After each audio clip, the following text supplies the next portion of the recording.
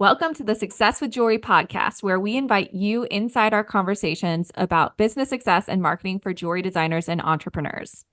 We're Larissa and Liz, jewelry marketing experts with a combined 16 years of experience in jewelry marketing and proven track records in helping jewelry brands meet their goals.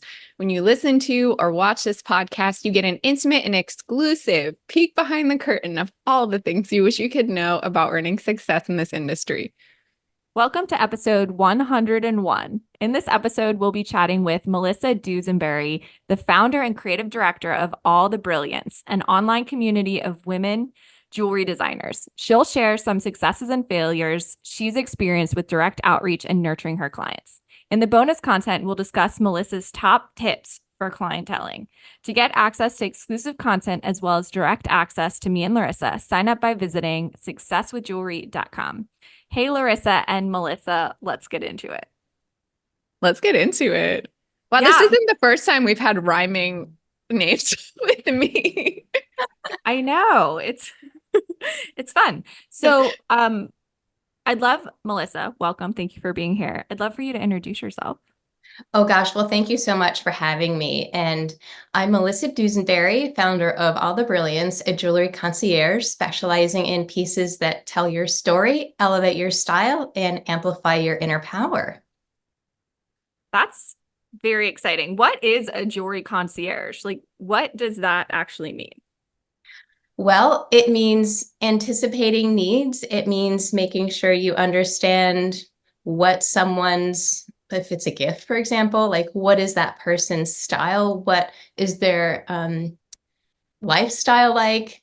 And making sure that the story that that person is gifting really does either align with maybe something that this person has achieved, or maybe something specific about like the emotion of the gift. So yeah, I just get really personal with understanding like what are the needs, and also making sure that they are getting something that's, worth investing in.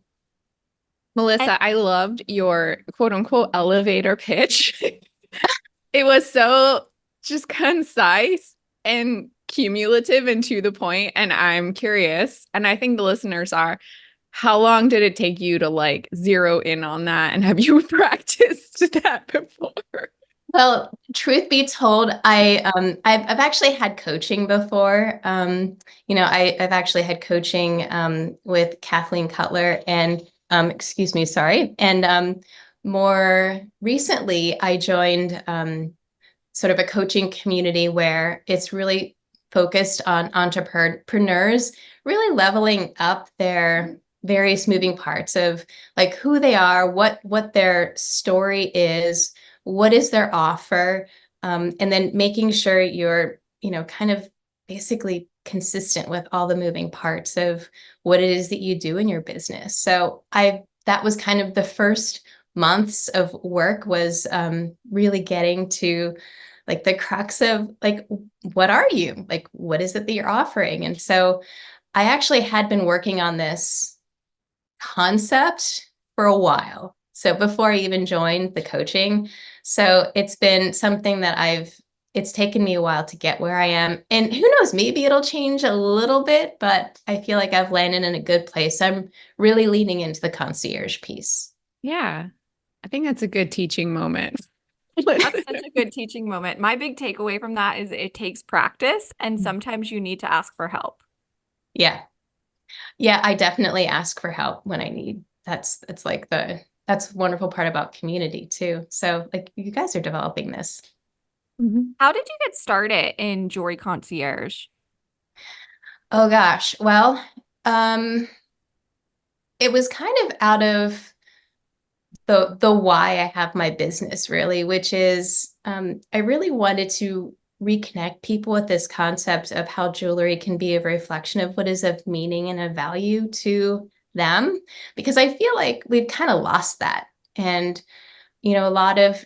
there's a lot of transactional behaviors, I think, in the marketplace. And also for me, I think it's important to talk about the supply chain, and there's been a lot of gatekeeping, although it has gotten better in the last few years, but I just think it should not be intimidating, and it should be a joyful conversation to talk about like all the people behind the piece. And also, if you want something that aligns with your values, it's hard to understand with so much greenwashing in the industry.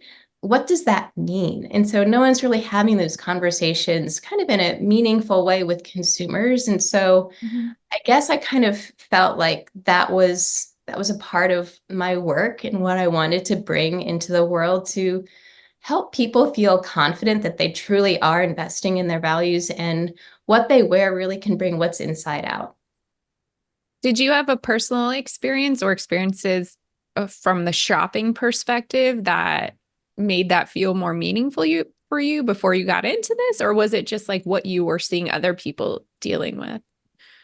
Well, in my former life as an art director, I kind of started working with entrepreneurial brands, helping them find their vision and their voice. And one of these businesses was a private high jewelry club for high net worth women in London. And so my job was creative director, but it was also business development. And so as I was learning about the industry and, kind of liaising with these high jewelry houses, I just, again, I sort of was immediately captivated by the history of jewelry.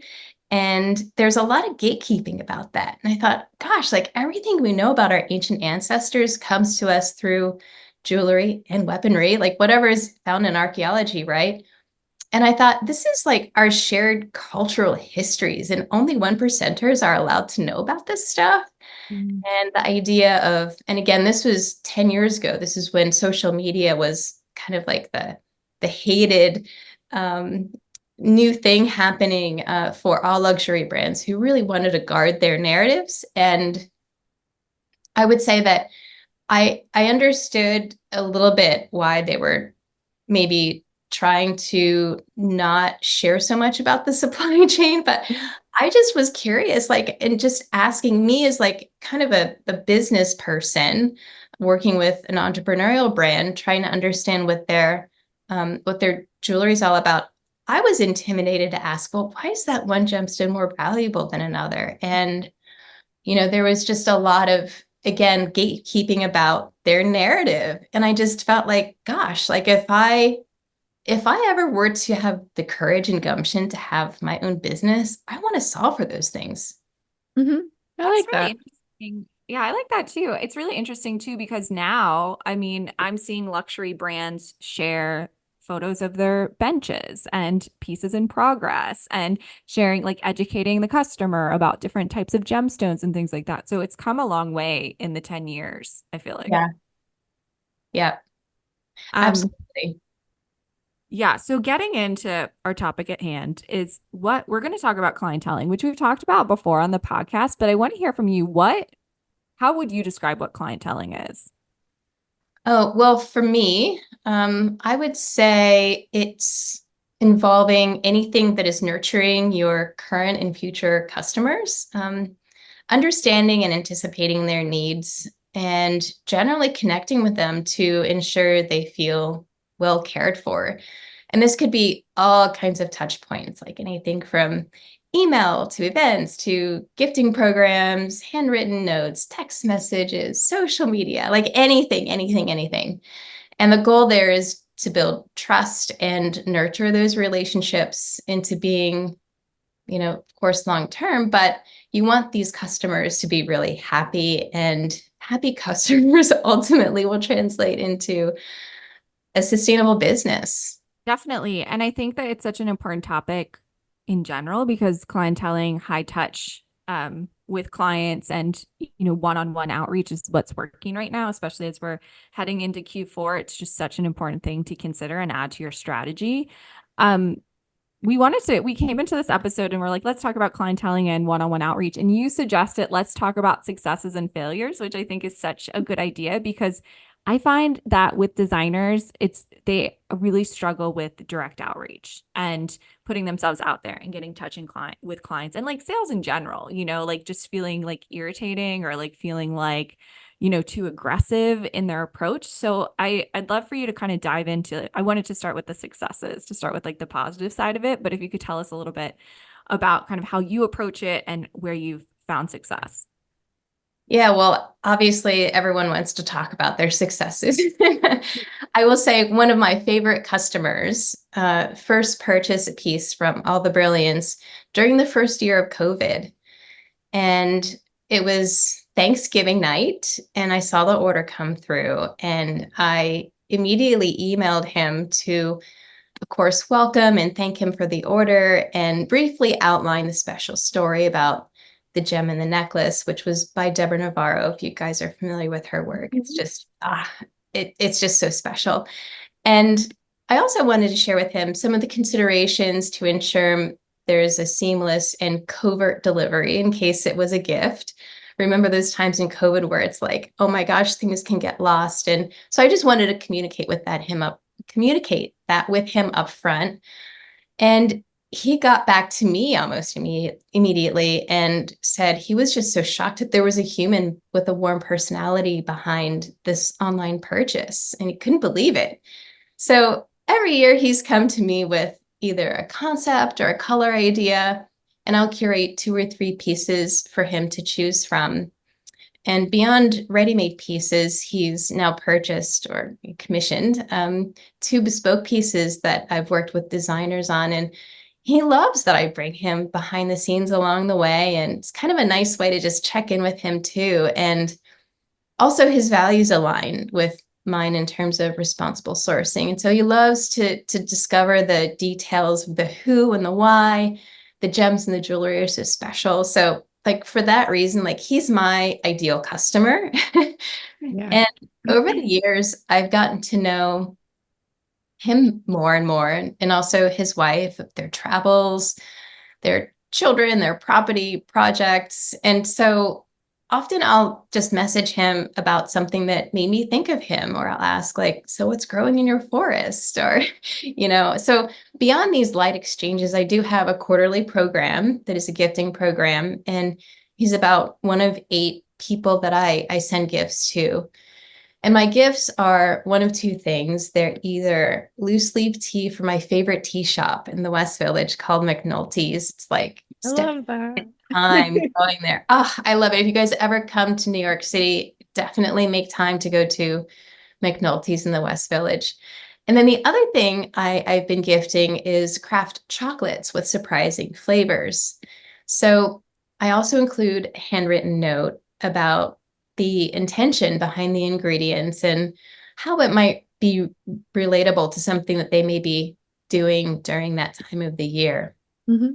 So it might sound really cheesy, but I really get into curating for, these seasonal themes. And I love, kind of like my own personal touches that I can just personalize the notes, to each person.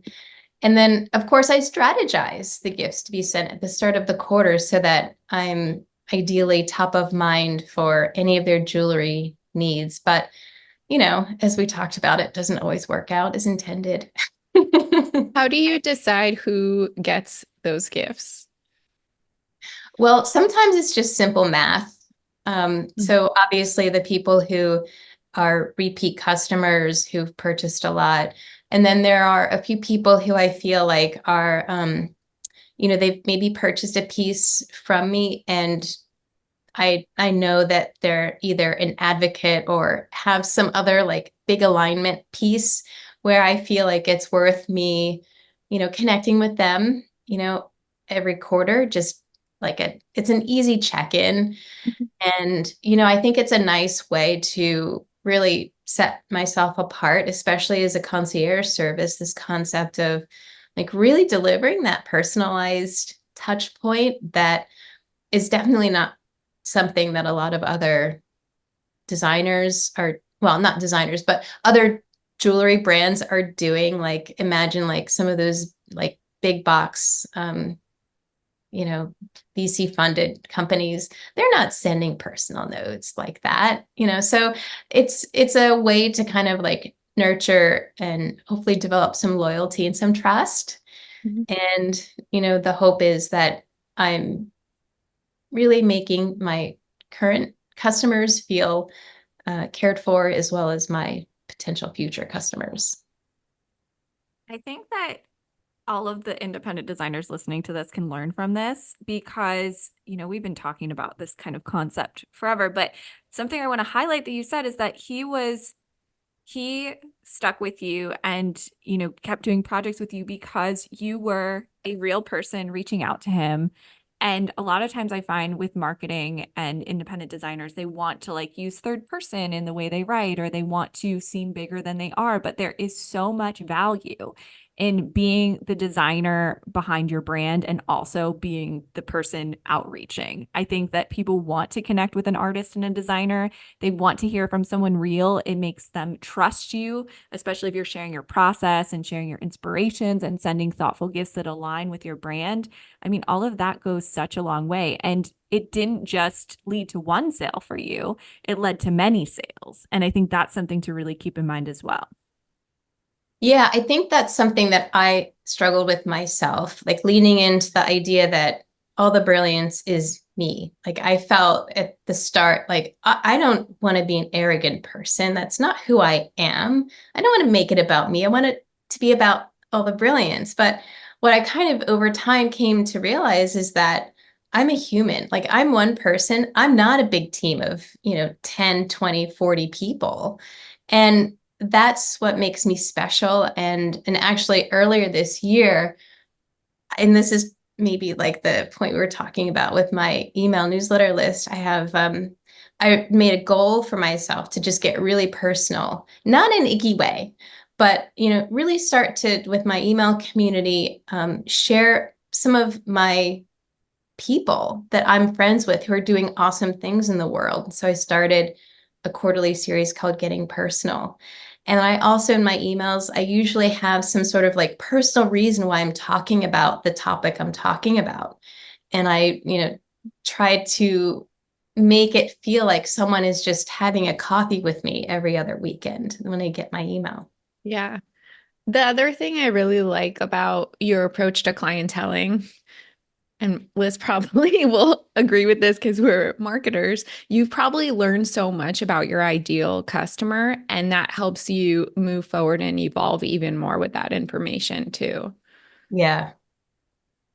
Absolutely. Absolutely. I just launched some quizzes. So people I don't know, I'll have an idea with the data coming through of what they're looking for. And one quiz actually gives me an idea of like what their price points are. So like any touch point that I think you can have even with the people that you don't know, right? Like Yes. is helpful information so that it sets you up to be of service to them when they maybe are ready. All right, let's get into the failures. If you want to share. Well, it involves another person in my gifting program. So this person found all the brilliance via a blog post about veganism and jewelry. Apparently, he and his whole family are vegans. And so he just called me up on the phone and shared that he read several pages of the website, watched some videos, and he had very specific pieces in mind already. Men are great because they just know, right? So I he just wanted some help in narrowing it down. So I helped him decide on a pink tourmaline bracelet and a green garnet ring. And the designer was able to quickly resize and ship it in time for the holidays. And I also sent him a matching set of vegan chocolate bars, one pink chocolate and the other green matcha tea, again, to kind of match the pink and the green gems. So I love a theme. So she opened she opened her gifts from him and she loved them and the kids loved the chocolates. And so all that went really well. And the quarterly gifting program, of course, began in January with him. And, I'd exchanged a few texts in between, nothing like hard sell at all. Just like, hey, saw things happening in Texas, whatever. At one point, I had some of this designer's work with me, and I reached out to him and asked if he would be interested in early access to these newly released pieces by the designer before they're more widely shared. And he didn't respond back. So I thought, well, I don't want to force myself on him. So I didn't send the videos I had of the pieces. But he did contact me 2 months later, which was great. But he said, I have an anniversary and it's in 7 days. And I'm looking for clip-on earrings with a certain aesthetic. And I haven't found anything. And I was thinking, gosh, dude, I gave you a gift and, I've been checking in. Like, why didn't you think of me sooner? So I was thinking, God, okay, so I knew exactly who was the perfect person who has like beautiful modern clip-on earrings. The thing is that she's in Italy. And so the timing was always going to be tricky, but now it's even more tricky because she's in Europe. So I shared the images with him and really outlining, like, I don't know that this is going to happen in time, but if, we can try. And if it just so happens that it looks like it's not going to arrive on time in advance, I have an idea that I can send something for her to open. And then it'll be kind of like a little tease, like a little, fun, kind of like a adventure for her. And so he's like, okay, well, in the meantime, I'm messaging the designer, and she said, okay, I have the piece, and let me just check and see if there's like, maybe we'll give him another option. I'll work up like, what is the, amount with, all of the customs and duties and, what the timing is. And so I told him, I said, look, I'm on with her. I'll get back to you in the morning with all the things, and left it at that. The next morning, I got a message from him saying that he panicked. He found the earrings that I'd sent him on First Dibs. And he said, I reached out to them and they said they'd guarantee the delivery in 7 days. And so he ordered them immediately. And he's like, I'm really sorry. I hope you understand. So I lost the sale, even though I had been nurturing the relationship in terms of what I believed was a best practice. And by the way, the earrings did not arrive on time. But moving forward, I now know when his anniversary is. So it's, I'm going to reach out to him 5 weeks before their anniversary next year. And of course, in mid-October, I'll be reaching out to him for the holidays. So holy cow, that's in a month. I know, it's so soon. Melissa, honestly, that story, I would not call that a fail. I think you did all the right things. And I mean, I can't speak for Liz, but I'm in a sales business and a clienteling business. And sometimes people are just going to do what they're going to do, even when you do everything perfectly.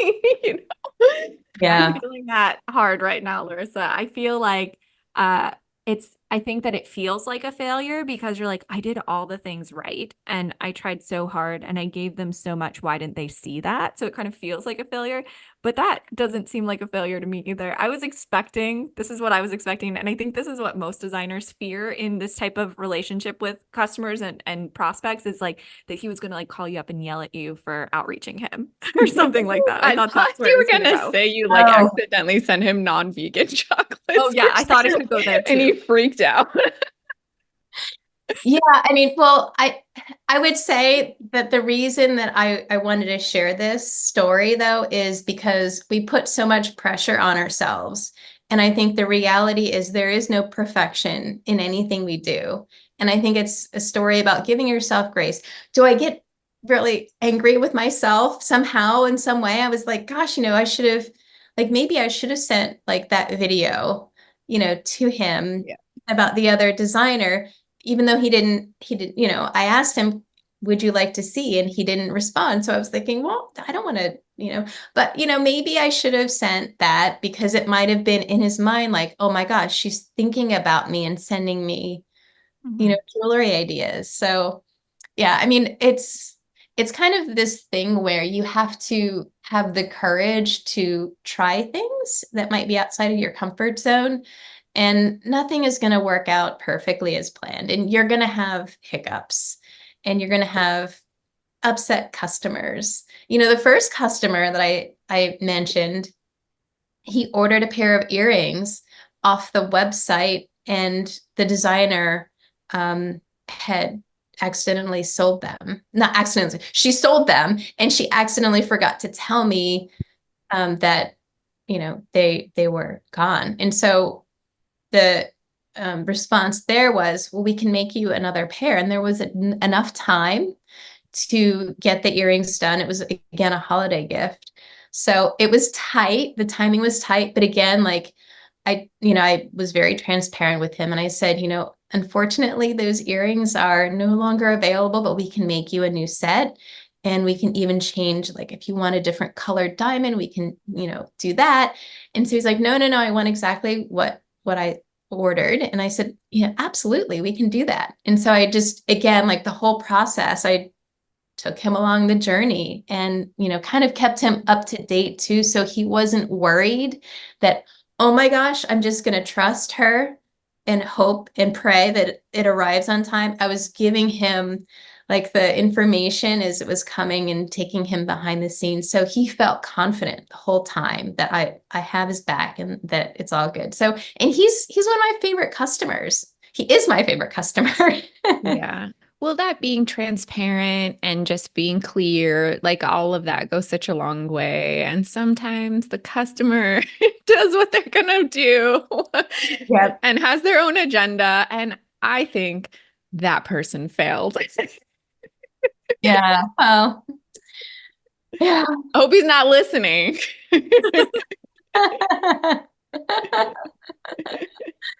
Well, Oh, thank you for goodness. sharing all of that. That's, your success and your not failure. We appreciate you sharing with us and giving us all of these tips. Where can everyone listening find you? All the Brilliance, just ALLTHEBRILLIANTS on Instagram, on LinkedIn, and allthebrilliance.com. Thanks for being here, Melissa. Oh my gosh, thanks so much for having me. All right. We want to know, do you clientele? Visit successwithjewelry.com. And if you love the podcast, we'd love to hear from you. Send us a message or leave us a review. Thanks for being a part of the Success with Jewelry community.